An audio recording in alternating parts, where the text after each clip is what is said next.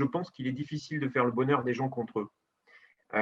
Pourquoi est-ce que je vous dis ça? Parce que très souvent, on se met à la place de l'aidant, d'une part, on se met à la place de l'aidant, et d'autre part, on est dans une forme de généralisation d'un discours sur l'aidant.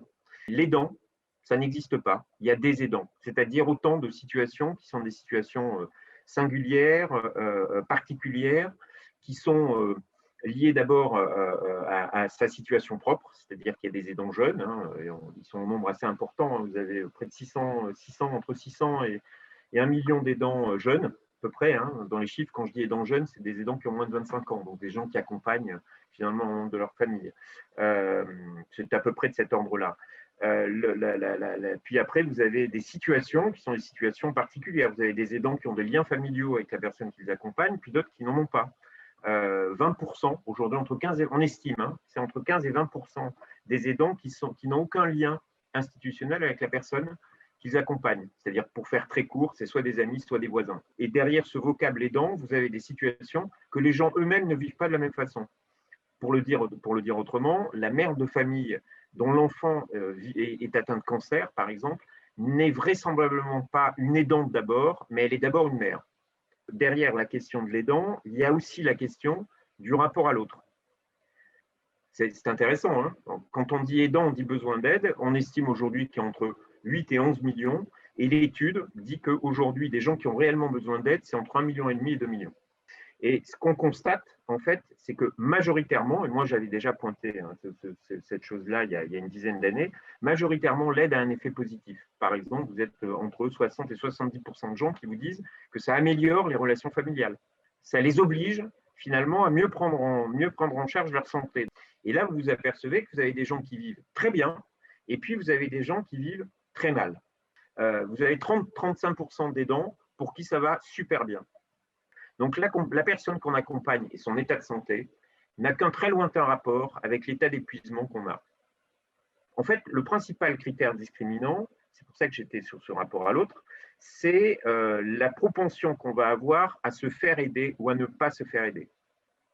Donc en fait, quand vous êtes dans une forme de dette débitrice, c'est-à-dire que vous imaginez que la personne qui est en face de vous, vous lui devez beaucoup plus qu'elle ne vous doit, vous allez rentrer dans une forme d'engagement maximal, et plus l'engagement sera maximal, moins on va se faire aider. Et moins vous allez vous faire aider, plus vous allez être dans une forme de rupture et de culpabilité quand votre santé ne suit pas et que vous devez vous faire aider.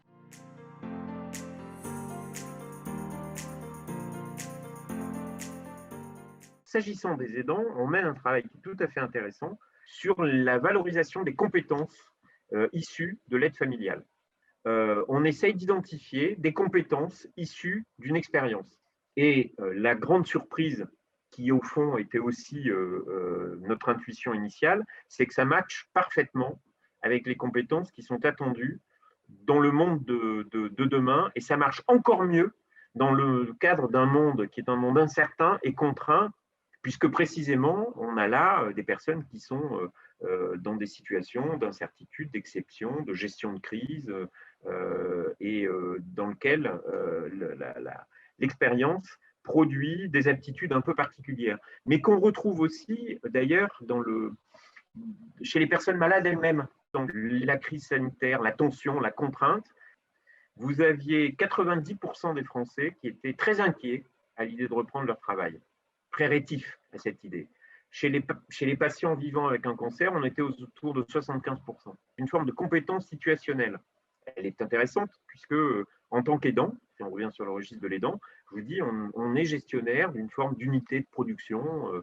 On est un petit chef d'entreprise. Être aidant, c'est être un petit chef d'entreprise. Alors, on le dit rarement comme ça, mais c'est finalement ça. Vous coordonnez, vous mettez en place un certain nombre de choses, vous suivez, vous êtes un chef d'entreprise, un pilote de projet, quelqu'un qui va réagir et qui, par rapport à ça, développe des aptitudes et des compétences particulières, ce qui amène un autre regard. Être aidant, sur bien des points, c'est faire, faire œuvre à un moment donné de renoncement, c'est-à-dire de comprendre qu'il y a des réalités physiques qui font qu'on ne pourra pas être aux côtés de la personne malade, être dans sa salle de sport, être, si on fait du sport, hein, évidemment, ou au cinéma, et par ailleurs être avec sa petite amie, et par ailleurs partir en voyage. Si on devait le qualifier, ils sont d'une certaine façon une forme d'éclaireur, vous voyez, par rapport à l'avenir.